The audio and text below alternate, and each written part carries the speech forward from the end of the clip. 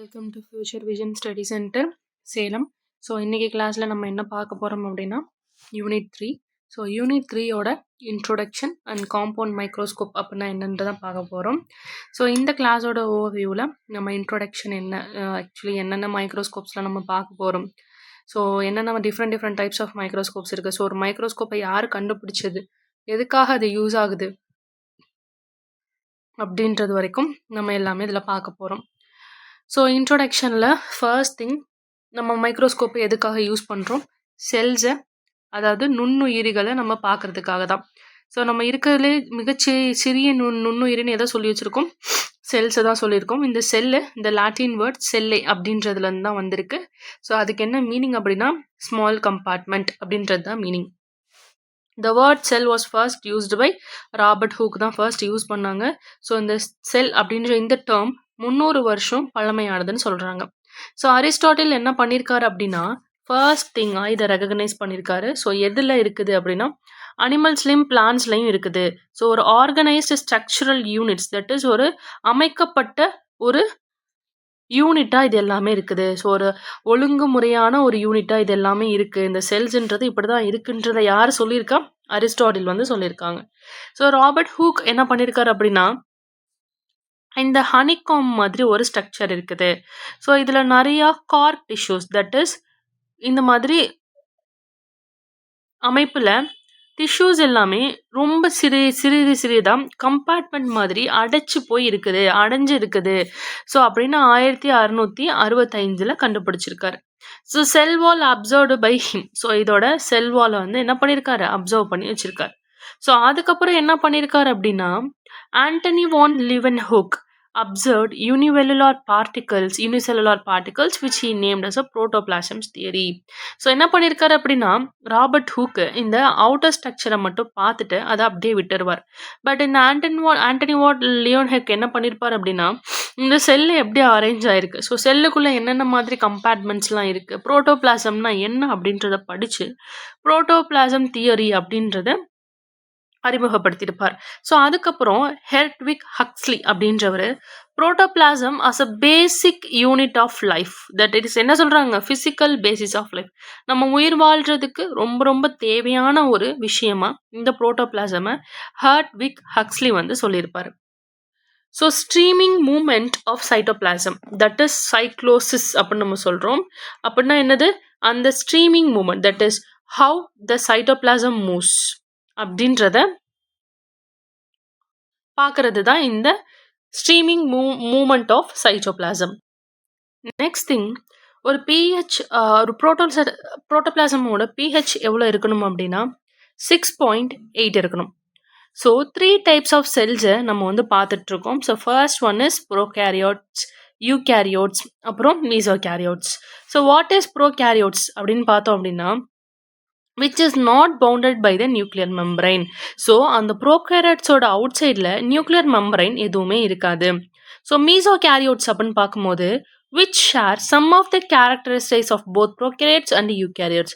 So என்ன சொல்கிறாங்க, மீசோகேரியோட்ஸில் சில பகுதிகள் ப்ரோகேரியோட் மாதிரியும் சில பகுதிகள் யூகேரியோட் மாதிரியும் ஆக்ட் பண்ணும்னு சொல்லியிருக்காங்க. ஸோ வாட் இஸ் யூகேரியோட்ஸ்னு பார்க்கும்போது which have nucleus bound by the nuclear membrane. So உள்ள ஒரு நியூக்ளியஸ் இருக்கும். ஸோ நியூக்ளியரை சுற்றி ஒரு மெம்பரைன் இருக்கும். ஸோ இப்படி இருந்தால் அது யூகேரியோட்ஸ். ஸோ நியூக்ளியஸ் மட்டும் இருக்கும், சுற்றி எந்த வால்ஸும் இல்லை அப்படின்னா அது ப்ரோகேரியோட்ஸ். ஸோ இதுதான் நமக்கு இங்கே ரொம்ப முக்கியம். ஸோ செகண்ட் திங் என்ன கொடுத்துருக்காங்க அப்படின்னு பார்த்தோன்னா endosymbiont theory. So this is very important. The theory and all is very important topic. So theories எல்லாத்தையுமே நல்லா பார்த்துக்கோங்க. The ancestors of eukaryotic cell engulfed by a bacterium and the bacteria continue to function inside the host cell. So என்ன சொல்ல ஆரம்பிக்கிறாங்க அப்படின்னா ஒரு eukaryotic செல், first இந்த செல்லுன்றது எப்படி இன்னொரு விதமாக உருவெடுத்துச்சு. ஸோ ஒரு ஸ்மால் செல் இருக்குதுன்னு பார்த்தோம். இந்த செல்லு ஒரு பெரிய அமைப்பாக எப்படி உருவெடுத்ததுன்னு நம்ம பார்க்கும்போது இந்த யூகேரியோட்டிக் செல்லில் நம்ம ரொம்ப பழங்காலத்துக்கு முன்னாடி என்ன ஆச்சுன்னா இந்த யூகேரியோட்டிக் செல்லை ஒரு பாக்டீரியம் விழுங்கிடுச்சு. ஸோ என்கல்ஃப் பண்ணிடுச்சு. ஸோ என்கல்ஃப் பண்ண அந்த பாக்டீரியம் தான் உடம்புலையே அந்த யூகேரியோட்டிக் செல்லை வச்சுக்கிச்சு. ஸோ அந்த யூகேரியோட்டிக் செல் என்ன பண்ணுச்சு, கொஞ்சம் கொஞ்சமாக வளர்ந்து அது ஒரு பெரிய ஹியூமன் பீயிங்காக வளர்ந்துருச்சு அப்படின்ற மாதிரி சொல்கிறாங்க. That is endosymbiotic theory. So fluid mosaic model, that is Jonathan Singer and Garth Nicolson. So 1972 என்ன சொல்லியிருக்காங்க அப்படின்னா, signal transduction the cell receive information from outside and respond by signaling molecules. So என்ன சொல்கிறாங்க அப்படின்னா, இந்த எக்ஸாம்பிள் நம்ம எதை சொல்லலாம்னா, நம்ம தலை வாடுறோம் இல்லையா சீப்பில். ஸோ நம்மளோட ஹேரும் அந்த சீப்புக்கும் இடையில் நிறைய எலக்ட்ரிக்கல் சிக்னல்ஸ் வந்து கம்யூனிகேட் ஆகுது அப்படின்றத நம்ம வந்து நிறைய சயின்டிஃபிக் இன்ஃபர்மேஷன்ஸில் நம்ம வந்து தெரிஞ்சிருப்போம்.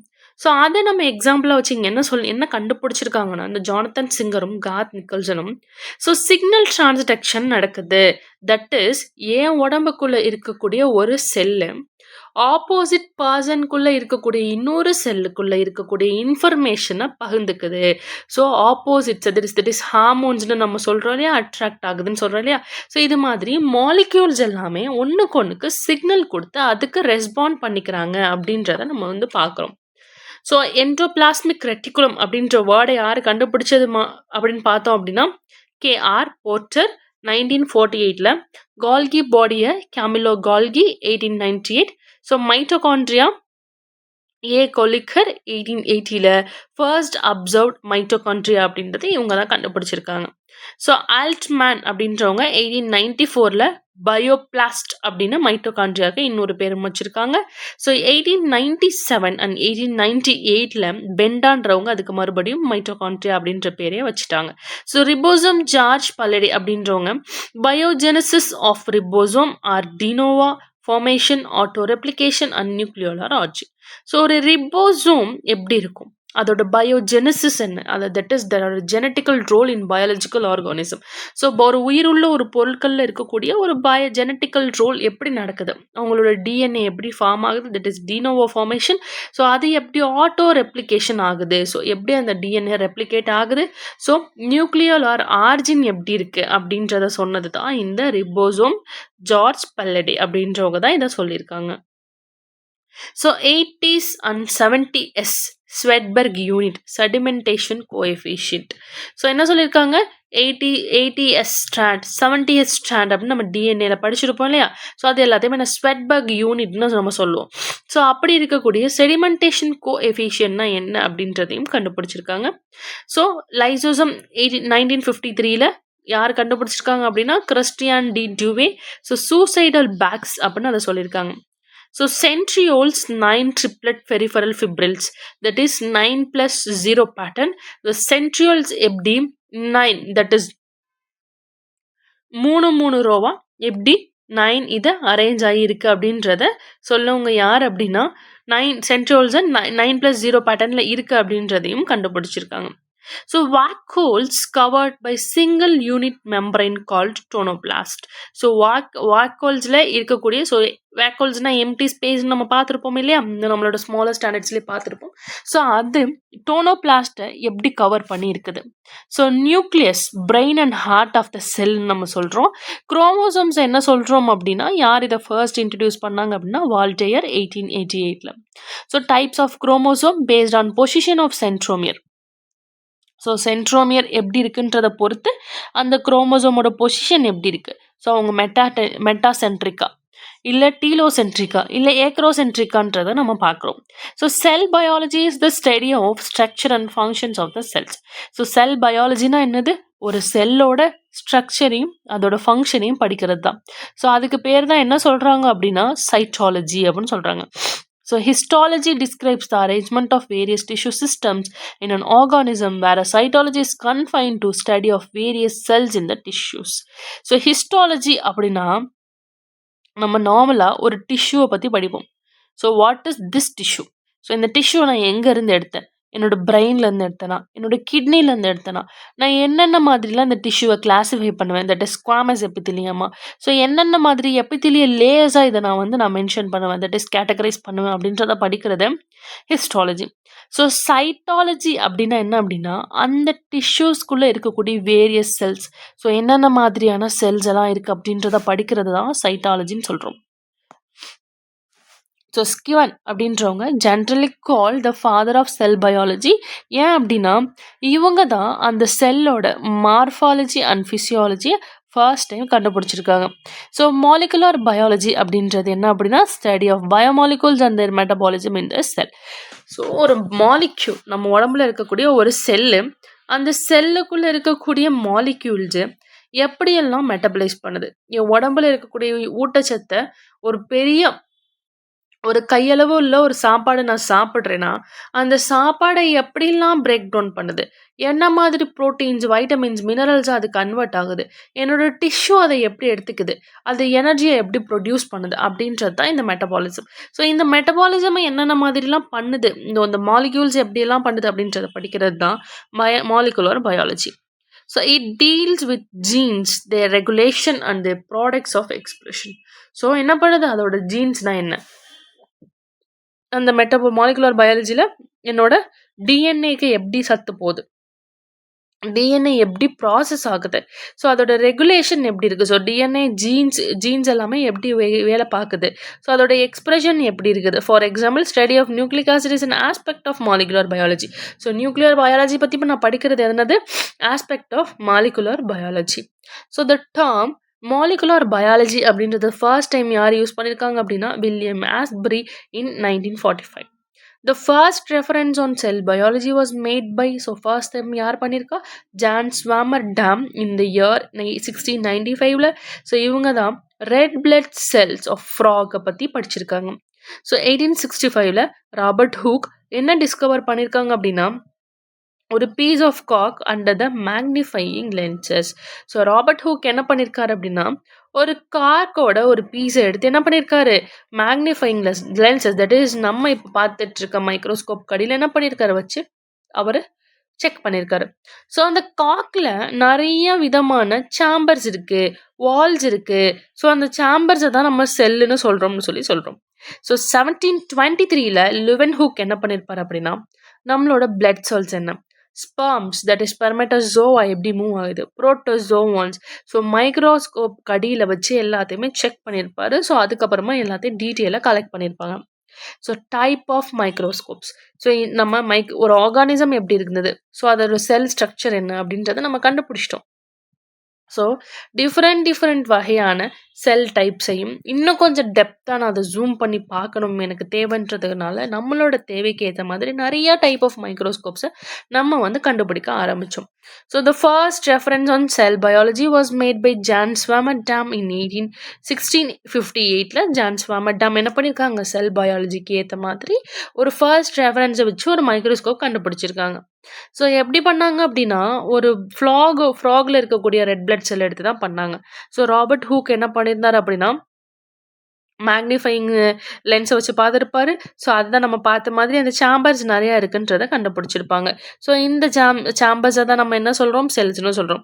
ஸோ மைக்ரோஸ்கோப் அப்படின்றது ஒரு ஆப்டிக்கல் சிஸ்டம், தட் இஸ் எதுக்காக நம்ம யூஸ் பண்ணுறோம், study of objects not to be seen by the unaided I.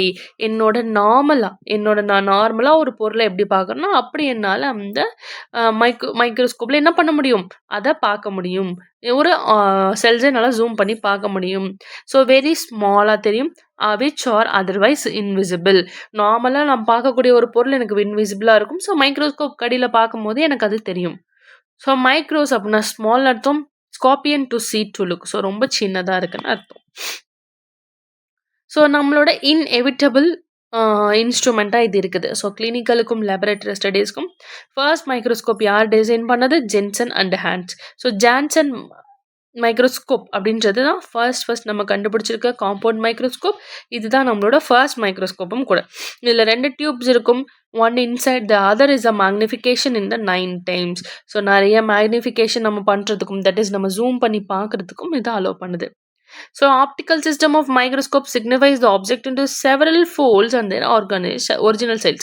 So என்னோட ஒரிஜினல் சைஸ் இவ்வளோ பெருசாக இருக்குன்னா இந்த ஒரிஜினல் சைஸை நான் என்ன பண்ணுறேன், ஜூம் பண்ணினால அதோட இன்டெப்த் வரைக்கும் பார்க்க முடியுது. ஸோ என்ன சொல்கிறாங்க அப்படின்னா வாட் இஸ் மேக்னிஃபிகேஷன் அப்படின்னு பார்க்கும்போது the ratio of this magnified image to that formed on retina of an unaided normal eye is termed the magnification அப்படின்னு சொல்கிறாங்க. ஸோ என்னோட ரெட்டினா இருக்கு பார்த்தீங்களா? ஸோ ஒரு நார்மல் ஹியூமன் ஐயோட ரெட்டினா என்ன மாதிரிலாம் ஃபார்ம் பண்ணிக்குது. தட் இஸ் ஒரு நார்மலா என்னால பார்க்க முடியாத ஒரு பொருள, ஒரு ஜூம் பண்ணி நான் பார்க்கும்போது, எப்படிலாம் அத ஜூம் பண்ணி நான் பார்க்குறேன். அப்படின்றது தான் magnification. So size of retinal image seen with the microscope. Magnification is equal to size of retinal image seen with the unaided eye. So நான் எப்படின்னா மேக்னிஃபிகேஷன் என்னது? என்னோட அன்எய்டட் ஐ என்னோட கண்ணால நான் ஜூம் பண்ணி ஒரு ரெட்டினா ஏன் ரெட்டினால தெரியக்கூடாது ஒரு இமேஜை நான் ஜூம் பண்ணி ஒரு பொருளை வச்சு பார்க்க போறேன். That is magnification. So resolving power அப்படின்னு பார்க்கும்போது ரிசால்விங் பவர்னா என்னதுன்னு பார்த்தோம்னா capacity of an optical system to show distant images points very lying close together. So what is resolving power?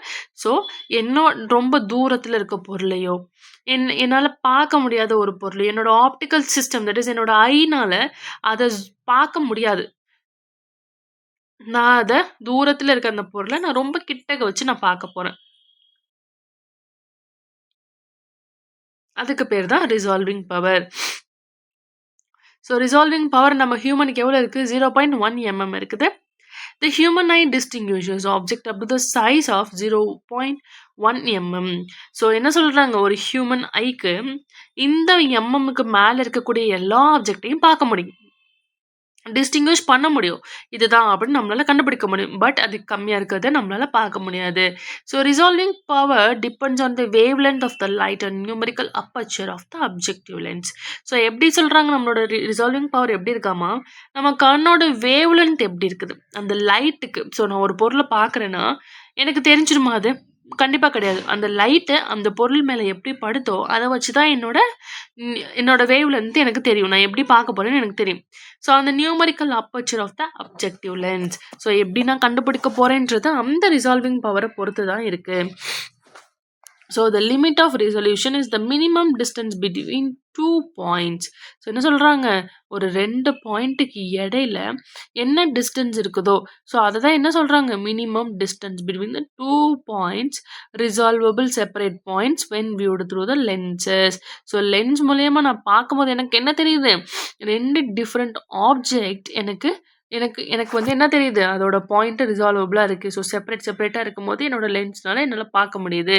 So அந்த ரிசல்யூஷனோட லிமிட் என்ன? 0.161 divided by numerical aperture. So numerical aperture is limited due to the stability of the refractive index of an optic material which does not exceed 1.6. So numerical aperture அப்படின்றது என்ன சொல்கிறாங்க? அதோட stability. So refractive index எப்படி இருக்குது, that is அந்த object ஒரு light மேலே பட்டது எப்படி அதுக்கு திரும்பி வருது, ஸோ ஆப்டிக் மெட்டீரியல் எப்படி அதை ஹேண்டில் பண்ணுதுன்றத ஒரு 1.6 mm மேலே என்னால் பார்க்க முடியாது. The limit of resolution is inversely proportional to the resolving power. சரி, resolution எப்படியோ அதுக்கு இன்வெர்ஸ்லி ப்ரொபோர்ஷனலாக ரிசால்விங் பவர் இருக்குது. ஸோ இதை நம்ம எவிடெண்ட்டாக வச்சு என்ன சொல்கிறோம் அப்படின்னா இந்த ரிசால்விங் பவர் எல்லாத்தையுமே நம்ம லிமிட் பண்ணுறோம், ரெசல்யூஷனை லிமிட் பண்ணுறோம், ரெடியூஸ் பண்ணோம் அப்படின்னா ஸ்மாலர் வேவ் லென்த்தை நம்ம கம்மி பண்ணி நம்மளால் கம்மி பண்ணி அந்த பொருளை நம்ம கிட்டக்க வச்சு பார்க்க முடியுது. ஸோ தூரத்தில் இருக்க ஒரு பொருளுக்கு நிறைய ரிசால்விங் பவர் தேவைப்படும் இல்லையா? ஸோ அப்போ நம்ம பக்கத்துலேயே அந்த பொருளை பார்க்கணும் அப்படின்னா அதுக்கு லிமிட்டட் ரெசல்யூஷன் இருந்தால் ஸ்மாலர் வேவ் லென்த்தில் நம்மளால் அந்த பொருளை பார்க்க முடியும் அப்படின்றது தான் இதுக்கான meaning. So types of microscope, that is the microscopes are classified into 3 types based on the source of illuminator. So மைக்ரோஸ்கோப்பை நம்ம 3 types of classify பண்ணியிருக்கோம். First one is light microscope, electron microscope, X-ray microscope. So நம்ம moving into the first microscope. அந்த first type light microscope. அப்படின்னா என்ன அப்படின்னு பார்த்தோம் அப்படின்னா it is a source of illumination. So நமக்கு என்னது? லைட்டுன்றது ஒரு source of illumination. That is light இருந்தால் தான் நம்ம என்ன பண்ண முடியும்? உலகத்தில் இருக்கக்கூடிய எல்லா பொருளையும் நம்மளால் பார்க்க முடியும். So they are subdivided into following types. என்னென்ன types? Simple microscope, polarising microscope, so compound microscope, dark field microscope, binocular microscope, ultraviolet microscope, phase contrast microscope, fluorescence microscope, interference microscope, cinematography. So compound microscope அப்படின்னு பார்க்கும்போது so இதுவும் ஒரு optical instrument use to magnify objects. So ஒரு ஆப்ஜெக்டை zoom பண்ணி நம்மளால பார்க்க முடியுது. ஸோ இதில் 2 வகையான காம்பினேஷன்ஸ் இருக்குது. ஸோ ரெண்டு ரெண்டு டைப் ஆஃப் மைக்ரோஸ்கோப்ஸ் கலந்துருக்கு. Single microscope is formed by only one lenses. என்ன சொல்கிறாங்க அப்படின்னா ஒரு மைக்ரோஸ்கோப்பில் ஒரே ஒரு லென்ஸ் தான் இருக்கும். It is a light microscope because light is the illuminating source.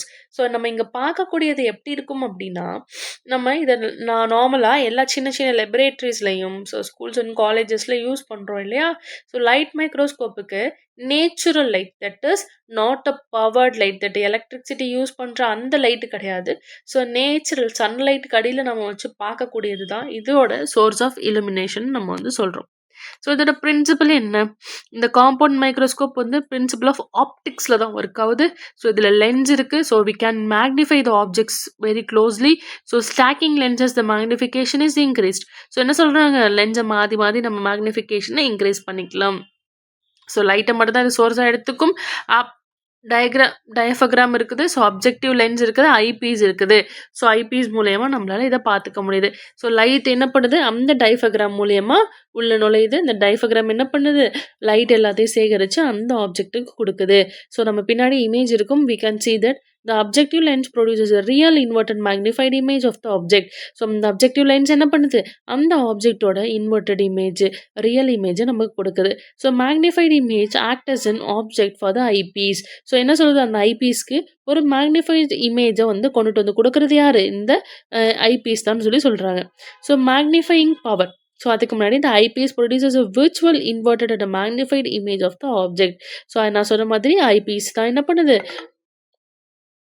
Virtual inverted magnified இமேஜை வந்து நம்ம கண்ணு காட்டுதுன்னு சொல்கிறாங்க.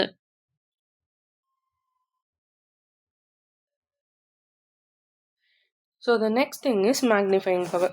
ஸோ மேக்னிஃபையர் பவர்னு பார்க்கும்போது இதோட காம்பவுண்ட் மைக்ரோஸ்கோப்போட இந்த மேக்னிஃபையிங் பவர் வந்து ratio of size of the final image to the size. So ஒரு ratio of the size of the final image to the size. So அதோட ஃபைனல் இமேஜ் என்னவோ அது கூட இருந்தும் அதோட டோட்டல் சைஸ் என்னவோ, ஸோ அதுதான் இதோட மேக்னிஃபைங் காம்பவுண்ட் மைக்ரோஸ்கோப்போட மேக்னிஃபையிங் பவர்னு நம்ம சொல்கிறோம். தட் இஸ் அந்த ஆப்ஜெக்டோட டோட்டல் சைஸும் அது டிவைடட் பை ஃபைனல் சைஸும் தான் நம்ம என்ன சொல்கிறோம், இதோட மேக்னிஃபையிங் பவர்னு சொல்கிறோம். இந்த மேக்னிஃபிகேஷன் என்ன அப்படின்னு நமக்கு எப்படி கிடைக்கும் அப்படின்னா, multiplying the power of the objective lens அந்த ஐபீஸ். ஸோ அந்த ஐபீஸோட பவரையும் ஆப்ஜெக்டிவ் லென்ஸோட பவரையும் நம்ம மல்டிப்ளை பண்ணாதான் நமக்கு இந்த மேக்னிஃபையிங் பவர் கிடைக்கும். If the power of the objective lens is 100x for example, so இந்த பவர் நமக்கு 100xாக இருக்குது அப்படின்னா இந்த ஐபீஸு 10xல இருக்குது. So that the magnifying power of the microscope. அப்போ ஒரு மைக்ரோஸ்கோப்போட மொத்த மேக்னிஃபையிங் பவர் என்னவா இருக்குது, 100x into 10 is equal to 1000. That is compound microscope என்ன பண்ணுமா, 1000 மடங்கு நமக்கு ஒரு ஆப்ஜெக்டை ஜூம் பண்ணி காட்டுது, தட் இஸ் மேக்னிஃபை பண்ணி காட்டுதுன்னு சொல்கிறாங்க. So next thing, the ability of the microscope, resolving பவருக்கு வந்துட்டோம். The ability of the microscope to distinguish two very small and closely spaced object as separate entities is called resolving power of the microscope. என்ன சொல்கிறாங்க அப்படின்னா, ரெண்டு சின்ன சின்ன ரொம்ப ஸ்மாலாக இருக்கும், தட் இஸ் ரெண்டு டிஷ்யூஸ் இருக்குது. ஸோ தட் இஸ் ஒரு செல் இங்கே இருக்குது, ஒரு செல் இங்கே இருக்குது. ஒரே செல்லில் இப்போது ஒரு டிஷ்யூவில் ரெண்டு செல் இருக்குது அப்படின்னா இந்த ரெண்டு செல்லையும் சரியாக பிரித்து ரெண்டு கம்பார்ட்மெண்ட்டாக செப்பரேட் என்டிட்டிஸாக காமிக்கக்கூடியது அப்படி தான் இந்த ரிசால்விங் பவர் ஆஃப் த மைக்ரோஸ்கோப்னு நம்ம வந்து சொல்கிறோம். Resolving power of the microscope is improved by the following factors. நம்ம எப்படிலாம் அதை இம்ப்ரூவ் பண்ணலாம் அப்படின்னு பார்த்தா, high numerical aperture. So numerical aperture நம்ம ஹையாக வச்சுக்கலாம். ஃபுல்லி ஓப்பன்டு கண்டென்சராக இருக்கலாம். ஸோ இந்த டயஃபக்ராமை நம்ம ஓப்பன் பண்ணிக்கலாம். Shorter wave length blue light வந்து கொஞ்சம் கம்மியாக பண்ணி வச்சுக்கலாம். ஸோ ஆயில் நம்ம இமர்ஷன் ஃப்ளூயிட், தட் இஸ் நம்ம வந்து இமர்ஷன் ஃப்ளூயிட் நம்ம யூஸ் பண்ணும் போது நமக்கு என்ன ஆகுது அப்படின்னா அந்த ஆப்ஜெக்ட் இன்னுமே கொஞ்சம் தெளிவாக தெரியுது. Numerical aperture. ஸோ நியூமெரிக்கல் அப்பர்ச்சர்ன்னு பார்க்கும்போது, இது என்ன பண்ணும் அப்டின்னா, எல்லா லைட்டையும் அங்க கேதர் பண்ணி அந்த லென்ஸுக்கு கொண்டுட்டு வருது. So the NA of the length is inscribed in the metal டியூப்ல இது வருது. ஸோ இது என்ன ரேஞ்ச்ல இருக்கு அப்டின்னா 0.25லேருந்து 1.4 வரைக்கும் இருக்குது. எவ்வளோக்கு எவ்வளோ இந்த நியூமெரிக்கல் அப்பர்ச்சர் அதிகமா நமக்கு இருக்குதோ, அவ்வளோக்கு எவ்வளோ இதோட லைட் கேதரிங் ப்ராப்பர்ட்டீஸ் இன்னுமுமே நல்லா இருக்குது. ஸோ ஹையர் என்ஏ வேல்யூஸா இருந்துச்சு அப்டின்னா, ஷார்ட்டர் ஒர்க்கிங் டிஸ்டன்சஸ்ல இருக்கும். ஸோ நம்மளால இன்னும் கொஞ்சம் தெளிவா பக்கத்துல பார்க்க முடியுதுன்னு சொல்றாங்க. So principle of compound microscope. ஒரு காம்பவுண்ட் மைக்ரோஸ்கோப்போட பிரின்சிபல் எப்படி இருக்கு அப்படின்னு பார்த்தோம் அப்படின்னா, ஸோ நம்ம ஒரு ஆப்ஜெக்ட்டை இங்க பிளேஸ் பண்ணியிருக்கோம். லென்ஸ்ல நம்ம இங்க பார்க்குறோம். ஸோ நம்ம லென்ஸ்ல பார்க்கக்கூடிய இந்த ஆப்ஜெக்ட்லேருந்து அடிக்கக்கூடிய இந்த ரிஃப்ராக்டிவ் ரேஸ் எப்படி நமக்கு வருதுன்னு பாருங்க. ஸோ இந்த ஐபீஸ்ல இந்த மாதிரி அது என்ன ஆகுது? நமக்கு ரிஃப்ராக்ட் ஆகி வருது. ஸோ ஃபோக்கஸ் ஆகி நமக்கு கிடைக்குது அப்படின்னு சொல்லலாம். ஸோ வாட் இஸ் த ஸ்ட்ரக்சர்னு பார்க்கும்போது, காம்பவுண்ட் மைக்ரோஸ்கோப்ல நிறைய பார்ட்ஸ் இருக்கு. So that is reflecting mirror. So இது என்ன பண்ணும்? அதாவது ஒரு இந்த மாதிரி பிளேட் மாதிரி இருக்கும். ஸோ இங்க இருந்து நமக்கு இந்த லைட் சன் இங்க இருக்கு அப்படின்னா, நம்ம கொஞ்சம் வெளிச்சத்துக்காக நான் இங்க இமேஜின் பண்ணிக்கிறேன். ஸோ எனக்கு வெளிச்சம் இந்த பக்கத்துலேருந்து வருதுங்கல, ஸோ இந்த பக்கத்துலேருந்து எனக்கு என்ன பண்ணும் அப்படின்னா, இந்த லைட் வேவ்ஸ் எனக்கு இப்படி வரும். ஸோ இந்த லைட் வேவ்ஸ் இப்படி வரும்போது, இங்க இருக்கக்கூடிய மைக்ரோஸ்கோப்ல இங்க நான் வச்சிருக்க ஸ்பெசிமனுக்கு எனக்கு கரெக்டா இந்த லைட் எனக்கு போய் சேரும். At least they come in this way or this way. So எனக்கு அந்த லென்ஸ் மேல ப்ராப்பரான லைட் கிடைக்கும். ஸோ எனக்கு ரிஃப்ளெக்ட் ஆகி எனக்கு நல்ல ஒரு ஆப்ஜெக்ட்டோட அந்த என்ன நம்ம பார்க்க போறோமோ அது எனக்கு கிடைக்குது. ஸோ கண்டென்சர்ன்னு பார்க்கும்போது, இந்த கண்டென்சர் தான் என்ன பண்ணுது அப்படின்னா, ஆப்ஜெக்ட்டுக்கு இந்த ரிஃப்ளெக்டிங் மிரரு லைட்டை ரிஃப்ளெக்ட் பண்ணுது. பட் அந்த ஃபோக்கஸை யார் கரெக்டாக கொடுக்குறான்னா, இந்த கண்டென்சர் தான் கொடுக்குறாங்க. ஸோ கண்டென்சரில் டயஃபகிராம்னு இருக்கு. ஸோ டயஃபகிராம் என்ன பண்ணும் அப்படின்னா, intensity of the light pass through. So எவ்வளோ லைட் நமக்கு தேவைப்படும், எவ்வளோ ரெக்வைர்டு இன்டென்சிட்டி தேவையோ அதை மட்டும் இந்த கண்டென்சர் பாஸ் பண்ணுது. ஸோ அப்ஜெக்டிவ் லென்ஸ்ன்னு பார்க்கும்போது, it magnifies the object. So அந்த ஆப்ஜெக்டை மேக்னிஃபை பண்றதுக்கு யூஸ் ஆகுது. ஸோ ஐபீஸ்ன்னு பார்க்கும்போது, it magnifies the image produced by the objective lens. So objective lens கொடுக்குற அந்த இமேஜை இது இன்னும் கொஞ்சம் மேக்னிஃபை பண்ணிக்குது. ஸோ பாடி டியூப்னு பார்க்கும்போது, இது எங்கே இருக்குது அப்படின்னா, it is a tube with the objective lens at the lower end and eyepiece at the Appar end. So lower எண்டில் யார் இருக்கிறா? அப்ஜெக்டிவ் லென்ஸும் அப்பர் எண்டில் ஐபீஸும் வந்து இருக்குது. ஸோ அதுதான் பாடி டியூப்னு சொல்கிறோம். That's all about the compound microscope. So இதான் அதோட இமேஜ். ஐபீஸ் இங்கே இருக்கும், ட்ரா டியூப் இங்கே இருக்குது, பாடி டியூப் இந்த இருக்கு, ரிசால்விங் மாஸ்டர் பீஸ் இங்கே இருக்கு, நாஸ் பீஸ் இங்கே இருக்கு, ஆப்ஜெக்டிவ் இங்கே தான் நம்ம வைக்க போகிறோம். ஸோ ஸ்டேஜ் என்ன, மெக்கானிக்கல் ஸ்டேஜ் என்ன, கண்டென்சர் எங்கே இருக்கு, டயஃபகிராம் எங்கே இருக்கு, ஸோ லைட் சோர்ஸ் எப்படி வருது நமக்கு, ஸோ கர்வ்டு ஆர்ம்னா எப்படி இருக்கும், ஃபைன் அட்ஜஸ்ட்மெண்ட் நம்ம எங்கே பண்ணுறோம், ஸோ இங்கேருந்து நம்ம ஜூம் பண்ணிக்கலாம், core adjustment, that is course adjustment, so அந்த பிளேட்டே நம்ம எப்படி மூவ் பண்ண போகிறோம், inclination joint, condenser knob, pillars, base and the metal stand. These are all about the compound microscope. So அதே மாதிரி கோர்ஸ் அட்ஜஸ்ட்மெண்ட் நம்ம பார்த்தோம் இல்லையா. ஸோ அந்த பாடியவே நம்ம எப்படி மொத்தமாக அப் அண்ட் டவுன் பண்ண போகிறோம். ஸோ இந்த இருக்கிறதுல கோர்ஸ் அட்ஜஸ்ட்மெண்ட். ஸோ இந்த டியூபை நம்ம திருவுறது மூலயமா என்ன ஆகுது அப்படின்னா, மொத்தம் அந்த plate that is this plate, மொத்தம் இந்த பிளேட்டுமே எப்படி அப் ஆகுது எப்படி டவுன் ஆகுது. ஸோ இதுதான் நம்ம கோர்ஸ் அட்ஜஸ்ட்மெண்ட்னு சொல்கிறோம். ஸோ ஃபைன் அட்ஜஸ்ட்மெண்ட்னு சொல்லும் போது exact up and down, sorry நான் மாற்றி சொல்லிட்டேன், இவங்க 2 பேருமே அப் அண்ட் டவுன் ப்ராசஸ் தான். ஸோ ரேப்பிடாக பண்ணுறதுக்கு, இது ஸ்லோவாக பண்ணுறதுக்கு. ஸோ நான் ரேப்பிடாக பண்ணும்போது டக்குன்னு ஏற்றிட்டு டக்குன்னு அந்த ஸ்லைடை கீழே இருக்குவேன். ஸோ இவங்க என்ன பண்ணுவாங்க அப்படின்னா, ஸ்லோவாக கொஞ்சமாக அந்த டிஷ்யூஸை கொஞ்சமாக டெப்த் ஆக்கி நமக்கு காமிப்பாங்க. ஸோ ஸ்டேஜ்னு பார்க்கும்போது, இது என்ன பிளாட்ஃபார்ம் அப்படின்னா, இதில் ஒரு ஹோல் இருக்கும் சென்டரில். ஸோ லைட் இங்கே தான் ஃபால் ஆகும். So slide is based on the stage. So நம்ம அந்த ஸ்டேஜில் தான் வைப்போம். ஸோ ஸ்டேஜ் கிளிப்புன்னு பார்க்கும்போது, ஸ்டேஜ் கிளிப் என்ன பண்ணும், அந்த ஸ்லைடை வந்து கெட்டியாக பிடிச்சிக்கும். ஸோ தட் இஸ் இங்கே இருக்கக்கூடிய இந்த கிளிப்ஸ். ஸோ இந்த கிளிப்ஸ் என்ன பண்ணுது அப்படின்னா, இந்த ஸ்லைடை இங்கே இருக்குது பார்த்தீங்களா, இந்த கிளிப்ஸை தான் நம்ம என்ன சொல்கிறோம் அப்படின்னா, அது அந்த ஸ்லைடை பிடிச்சிக்கிறதுக்கு கரெக்டாக இருக்கும். ஸோ ஸ்லைடை நல்லா அது பிடிச்சிக்கும். ஸோ நாஸ் பீஸ் அப்படின்றபோது நம்ம என்ன சொல்கிறோம் அப்படின்னா, rotating disc having holes for fitting the object lenses. So object லென்ஸை ஃபிட் பண்ணுறதுக்கு இந்த இடம் கரெக்டாக இருக்கும். ஸோ ஆர்ம்னு பார்க்கும்போது body tube for the coarse adjustment. So அப்படி சி ஷேப்பில் இருந்தது பார்த்தீங்களா மைக்ரோஸ்கோப்பில். ஸோ இந்த இடத்துக்கு பேர் தான் நம்ம என்ன சொல்கிறோம், ஆர்ம்ஸ்னு சொல்கிறோம். ஸோ இன்க்ளினேஷன் பாயிண்ட் அப்படின்னு சொல்லும் போது என்னென்னா, அப்பர் பார்ட் ஆஃப் த மைக்ரோஸ்கோப்பை மட்டும் அட்ஜஸ்ட் பண்ணிக்கிறதுக்கு யூஸ் ஆகிறது தான் இந்த inclination joint. So base or ஃபுட்னு பார்க்கும்போது the foot keeps the body in position. So இந்த ஃபுட் கீழே இருக்கக்கூடிய இந்த ஃபுட் ரீஜியன் இருக்கு இல்லையா, ஸோ இந்த ரீஜியன் என்ன பண்ணுது, பேஸோட ரீஜியனை ஸ்ட்ராங்காக வச்சுக்கிறதுக்கு ஹெல்ப் பண்ணுது. So next we are moving to the practice questions. That is the first question is the term cell was used by. So செல்லுன்ற இந்த டேர்மை ஃபர்ஸ்ட் டைம் யார் யூஸ் பண்ணா? ஸோ ஃபர்ஸ்ட் நமக்கு யார் யூஸ் பண்ணா அப்படின்றது நமக்கு தெரியும். அப்படின்னா Robert van Leeuwenhoek, Antony van Leeuwenhoek, Aristotle, Robert Hooke, Schwann. So இவங்க 4 பேருக்குமே நான் எதுக்காக இங்கே வச்சுருப்பேன் அப்படின்னா 4 பேருக்குமே டிஃப்ரெண்ட்டான ரோல்ஸ் இருந்திருக்கும், மேஜர் ரோல்ஸ் இருந்திருக்கும். ஸோ ஆண்டனி வான் அரிஸ்டாட்டில் தான் ஃபர்ஸ்ட் கண்டுபிடிச்சாரா, இல்லை ஆண்டனி வான் லிவென்ஹுக் தான் கண்டுபிடிச்சாங்களா, இல்லை ராபர்ட் ஹூக் தான் கண்டுபிடிச்சாரா அப்படின்றதுக்கு நமக்கு நிறைய எவிடன்ஸ் இருக்கும். யார் கண்டுபிடிச்சா, யார் எதை முதல்ல ஃபஸ்ட்டு கண்டுபிடிச்சா அப்படின்றதுக்கு நமக்கு நிறைய எவிடன்ஸ் இருக்கும். ஸோ தட் திங், ஸோ அதனால தான் நான் 4யுமே இங்கே வச்சுருக்கேன். So the correct answer is Robert Hooke. Which model explains the structure of cell membrane? நம்ம படித்தோம் இல்லையா? ஸோ செல்லோட மெம்பரைனை எண்டோசிம்பயாட்டிக் தியரின்னு இருக்குது. ஸோ எண்டோசிம்பயாட்டிக் தியரியில் என்ன படித்தோம், இந்த அவுட்டர் லேயர் எப்படி இருக்குன்னு தான் படித்தோமே தவிர்த்து அந்த செல் மெம்பரைனோட டிஸ்டிங்யூஷ் பண்ணி நம்ம படிக்கல. ஸோ புரோட்டோபிளாசம் தியரியா, சிக்னல் டிரான்சாக்ஷன் மாடலா, ஃப்ளூயிட் மொசைக் தியரியா மாடலா, எண்டோசிம்பயாட்டிக் தியரியான்றது தான் நம்ம கண்டுபிடிக்க வேண்டியது. ஸோ இங்கே கொடுத்துருக்க 4 தியரிஸுமே very very very very important. So நீங்கள் இந்த 4 தியரிஸுமே தனியாக எண்டோசிம்பயாட்டிக்னா என்ன, ஃப்ளூயிட்னா என்ன, புரோட்டோபிளாசம் தியரினா என்ன, சிக்னல் டிரான்ஸ்டக்ஷன் மாடல்லாம் என்னென்னு 2 லைன்ஸுக்கு தான் புக்ஸ்லையும் இருக்கும். ஸோ பிவிடிலையும் இருக்கும், அதை கொஞ்சம் ரெஃபர் பண்ணிக்கோங்க. ஸோ அது கூடவே சேர்த்து who discovered ribosomes and in which year. So எந்த இயரில் ரிபோசோம் நம்ம டிஸ்கவர் பண்ணோம்? ஸோ ஜார்ஜ் பெல்லேட்ன்றவங்க 1953. So the resolving power of a microscope mainly depends on. So the resolving power of the microscope எதை டிபெண்ட் பண்ணி தான் இருக்குது?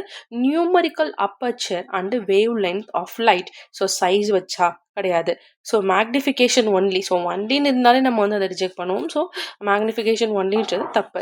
ஸோ திக்னஸ் ஆஃப் த ஸ்லைடா, ஸோ கண்டிப்பாக கிடையாது. Numerical aperture and the wavelength of the light. So phase contrast microscope is mainly used to observe. So phase contrast மைக்ரோஸ்கோப்பை நம்ம எதுக்காக யூஸ் பண்ணுறோம்? ஸோ நமக்கு இது உள்ள இருக்காது. ஸோ ப்ரீவியஸ் இயர் மாடல்லேருந்து நான் உனக்கு எடுத்துக்கொண்டு வந்து இங்கே வச்சிருக்கிறேன். ஸோ இங்கே இருக்குது. ஸோ ஜஸ்ட் இது தெரிஞ்சுக்கோங்க. லிவிங் அன்ஸ்டைன்டு டிரான்ஸ்பரண்ட் செல்லை பார்க்கறதுக்காக நம்ம இந்த ஃபேஸ் கான்ட்ராஸ்ட் மைக்ரோஸ்கோப்பை யூஸ் பண்ணிக்கிறோம். ஸோ அப்போ நம்ம இங்கே என்ன யோசிக்கலாம் அப்படின்னா, காம்பவுண்ட் மைக்ரோஸ்கோப்க்கு எதுக்காக நம்ம யூஸ் பண்ணுறோம்? ஸ்டெயின்டு டெட் செல்ஸை பார்க்கறதுக்கா, மினரல் கிறிஸ்டல்ஸை பார்க்கறதுக்கா, திக் டிஷ்யூ செக்ஷன்ஸை பார்க்கறதுக்கா? ஸோ நமக்கு அப்சல்யூட்லி ஆன்சர் தெரியும். திக் டிஷ்யூ செக்ஷன்ஸை நம்ம பார்க்கறதுக்காக காம்பவுண்ட் மைக்ரோஸ்கோப்பை யூஸ் பண்ணுறோம். ஸோ இங்கே நீங்கள் இதையும் கொஷின் அண்ட் ஆன்சராக வச்சுக்கலாம், இல்லை ஃபேஸ் கான்ட்ராஸ்ட் மைக்ரோஸ்கோப்பையும் நீங்கள் கொஷின் அண்ட் ஆன்சராக வச்சுக்கலாம். So that's all about today's topic. Thank you so much.